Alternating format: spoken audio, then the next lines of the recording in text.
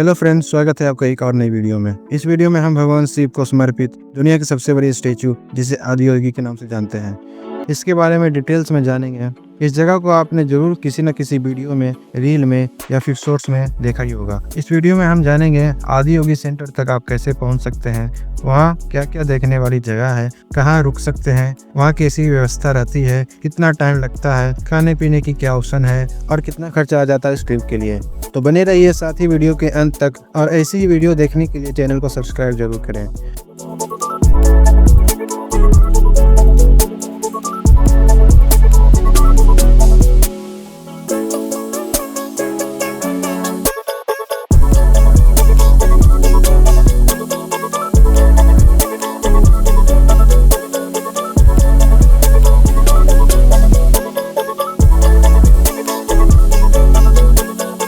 Adiyogi Shiva statue एक बहुत बड़े एरिया में फैला हुआ बहुत खूबसूरत भव्य स्थान है जो तमिलनाडु के कोयम्बटूर में स्थापित है। यह भगवान शिव की स्टैचू 112 फीट की है और 5000 टन स्टील से बनी हुई है। इस स्टैचू को Guinness book of world record में भी शामिल किया गया है। योग के लिए लोगों को इंस्पायर करने के लिए इसका निर्माण किया गया है, जिस कारण इसका नाम आदियोगी रखा गया है।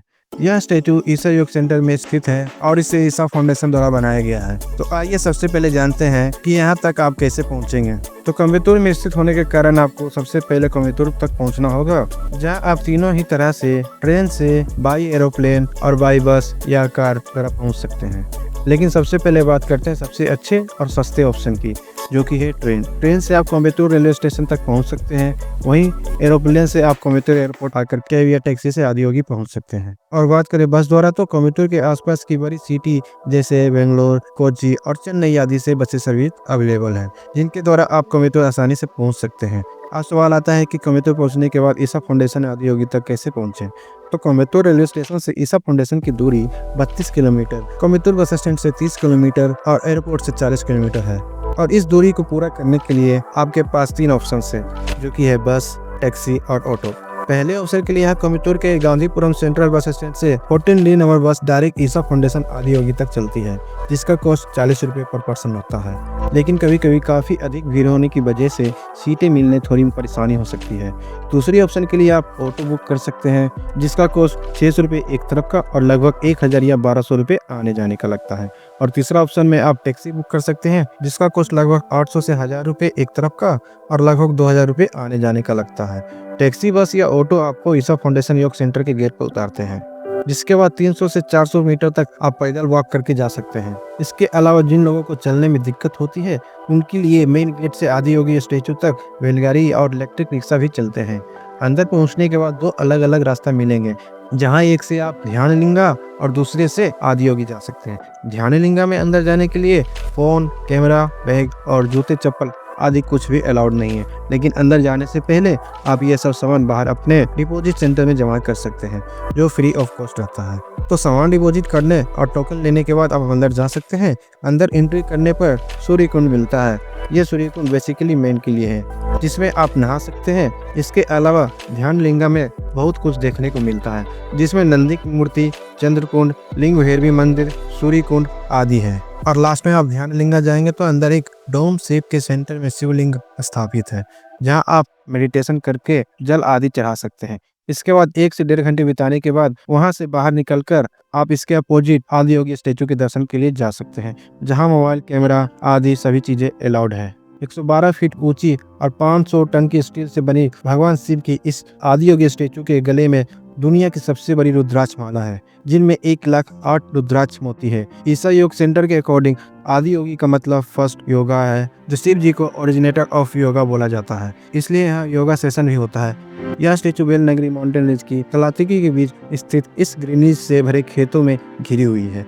यहाँ के नज़ारे सच में बेहद ही खूबसूरत है, जहां आप फोटोग्राफी, वीडियो, शॉर्ट्स और रील बनाने के साथ साथ पूजा करने के अलावा कई घंटे आराम से बिता सकते हैं।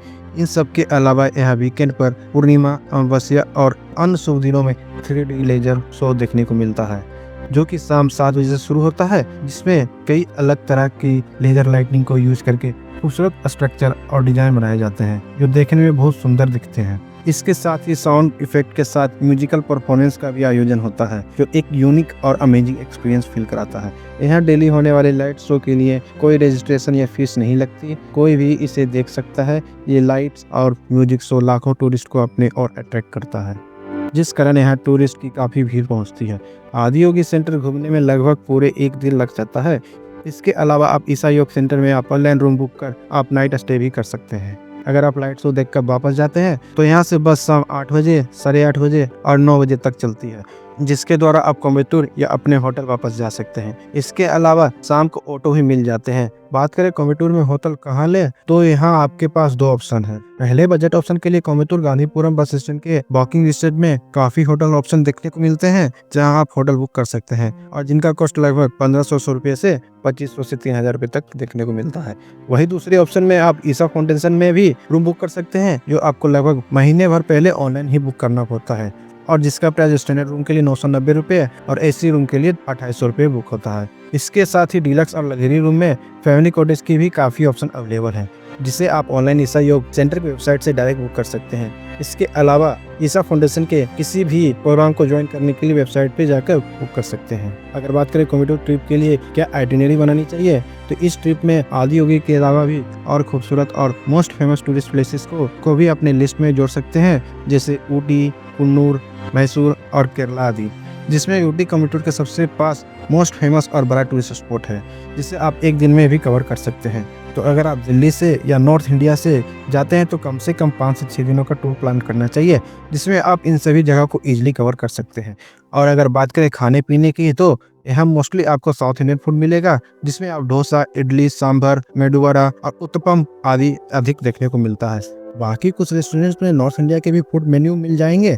एट लास्ट केवल आदियोगी सेंटर विजिट करने की बजट की बात करें तो इसमें आप फर्स्ट डे कोयम्बटूर से आदियोगी और फिर वापसी आदियोगी से कोयम्बटूर बस से आने जाने के लगभग 1200 से 1500 रुपये पर पर्सन विद नाइट स्टे और फूड आ जाता है।